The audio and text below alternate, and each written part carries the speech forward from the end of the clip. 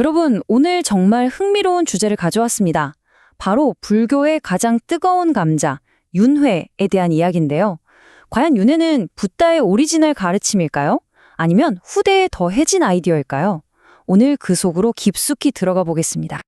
자, 오늘 우리가 함께 떠날 여정은 이렇습니다. 먼저 얼마나 뜨거운 논쟁인지 그 현장으로 가보고요. 어쩌면 우리가 질문 자체를 잘못하고 있는 건 아닌지 돌아볼 겁니다.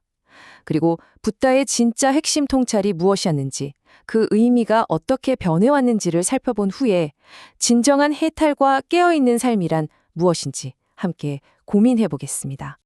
네, 이건 그냥 작은 의견 차이 수준이 아닙니다. 말 그대로 현대 불교의 심장부에서 벌어지는 거대한 충돌이라고 할 수 있죠. 윤회가 붓다의 가르침의 핵심이냐, 아니면 나중에 들어온 불순물이냐를 두고 정말 팽팽하게 맞서고 있습니다. 자, 화면을 보시면 아시겠지만 이 두 입장이 정말 팽팽하게 맞서고 있죠. 한쪽은 윤회가 없으면 우리가 짓는 업보, 즉 카르마를 설명할 길이 없다. 이건 핵심이다. 라고 주장합니다. 반면에 다른 쪽은 잠깐만, 불교의 근본은 나라는 고정된 실체가 없다는 무아사상인데 다시 태어날 나가 없다면 윤회는 말이 안 되지 않느냐. 이렇게 정면으로 부딪히는 거죠. 그런데 말이죠. 혹시 이 싸움 자체가 처음부터 단추를 잘못 깬 건 아닐까요? 전남대 이중표 교수님은 이 논쟁의 판 자체를 뒤흔드는 아주 흥미로운 관점을 제시합니다. 한번 들어보시죠. 자, 그래서 결론이 뭔데? 윤회, 진짜 있는 겁니까? 없는 겁니까? 아마 다들 이게 제일 궁금하실 거예요. 그쵸? 이 논쟁의 핵심에 있는 바로 그 질문입니다. 와, 이 비유 정말 기가 막히지 않나요?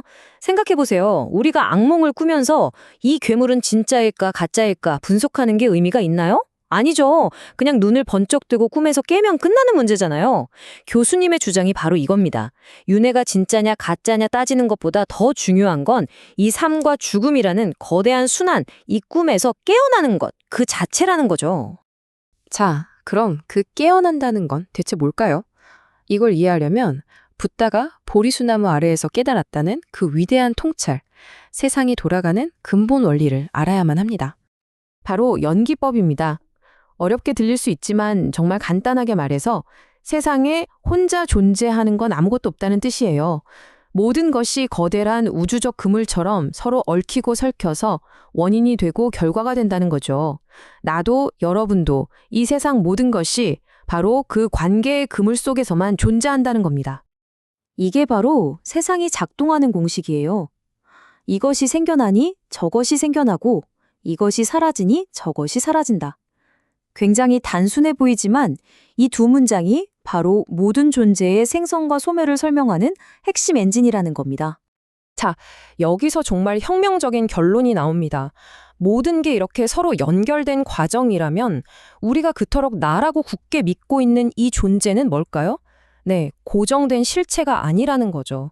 마치 흐르는 강물처럼요. 어제의 나와 오늘의 나는 같은 강물이 아니잖아요. 나는 명사가 아니라 끊임없이 변하는 동사, 즉 과정이라는 겁니다. 정말 엄청난 통찰이죠? 잠깐만요. 방금 나라는 고정된 실체는 없다고 했잖아요. 그럼 대체 뭐가 다시 태어난다는 거죠? 우리가 아는 그 윤회 이야기는 그럼 어디서 나온 걸까요? 여기서부터 역사를 한번 거슬러 올라가 보겠습니다. 이 타임라인을 보시면 붓다가 활동했던 시기와 후대 불교 사이에 거의 900년이라는 어마어마한 시간이 흘렀어요. 이 긴 시간 동안 무슨 일이 있었을까요? 붓다의 살아 숨쉬는 역동적인 가르침이 후대의 학자들에 의해 분석되고 정리되고 체계화되면서 점차 딱딱하고 교리적인 틀 안으로 들어가게 된 겁니다. 이 표가 그 변화를 아주 극명하게 보여주죠. 초기 불교에서는 지금 이 생에서 겪는 고통의 과정에서 깨어나자. 이게 목표였어요. 아주 심리적이고 실천적인 해탈이었죠. 그런데 아비달마 시대로 오면서 이게 죽고 나서 다음 생으로 이어지는 이 기계적인 순환의 고리를 끊어야 한다라는 뭔가 거대하고 우주적인 시스템으로 바뀌어버린 겁니다. 초점이 완전히 달라진 거죠. 그래서 학자들이 사유설 같은 아주 복잡한 이론들을 만들어내요.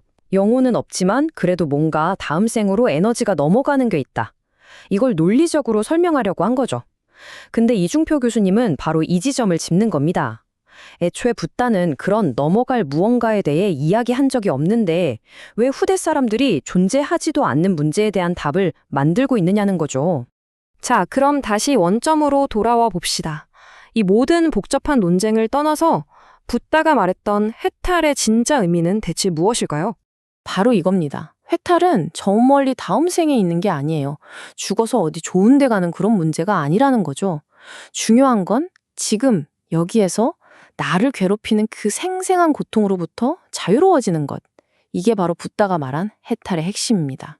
그럼 우리를 괴롭히는 그 고통의 근원은 뭘까요? 불교에서는 딱 세 가지 독을 이야기합니다. 탐욕, 분노, 그리고 어리석음. 끝없이 더를 외치는 마음, 화가 치밀어 오르는 마음, 그리고 세상이 이런 거라고 착각하는 마음. 우리 일상에서 매일 겪는 것들이죠. 바로 이 세 가지 독에서 벗어나는 게 진정한 해탈이라는 겁니다. 그러니까 지옥과 천국도 죽어서 가는 어떤 장소가 아니라는 거예요. 지금 바로 내가 경험하는 마음 상태라는 거죠. 누군가를 향한 미움과 분노로 내 마음이 활활 타오르고 있다면 거기가 바로 지옥인 거고요. 반대로 마음이 고요하고 평화로우며 사랑으로 가득 차 있다면 지금 여기가 바로 천국인 겁니다. 관점이 180도 바뀌는 거죠. 자, 그럼 이 멋진 철학들을 우리 삶에 어떻게 적용할 수 있을까요? 그래서 깨어있는 삶이라는 건 대체 어떻게 사는 걸까요? 가장 현실적이고 실용적인 이야기로 넘어가 보겠습니다. 이 말이 정말 중요한데요. 업보는 있는데 그 업을 짓는 자는 없다. 이게 대체 무슨 말일까요? 내가 한 행동에 대한 결과, 즉 업보는 분명히 나타나요. 하지만 그 결과를 받는 고정불변의 나는 없다는 거죠. 어제 내가 한 행동의 결과를 오늘의 내가 받고 있지만 사실 어제의 나와 오늘의 나는 이미 다른 나라는 거예요. 정말 심오하죠? 이걸 이해하면 삶을 대하는 태도가 완전히 달라집니다. 내 삶은 정해진 운명이 아니에요. 지금 나의 생각과 행동이 다음 순간의 나를 그리고 내 현실을 창조해 나가는 거죠. 그러니까 착하게 사는 게 다음 생에 잘 태어나려고 포인트를 쌓는 게 아니고요. 그냥 지금 여기서 나와 내 주변 사람들의 고통을 줄이고 행복해지기 위한 가장 지혜롭고 현실적인 방법이라는 겁니다.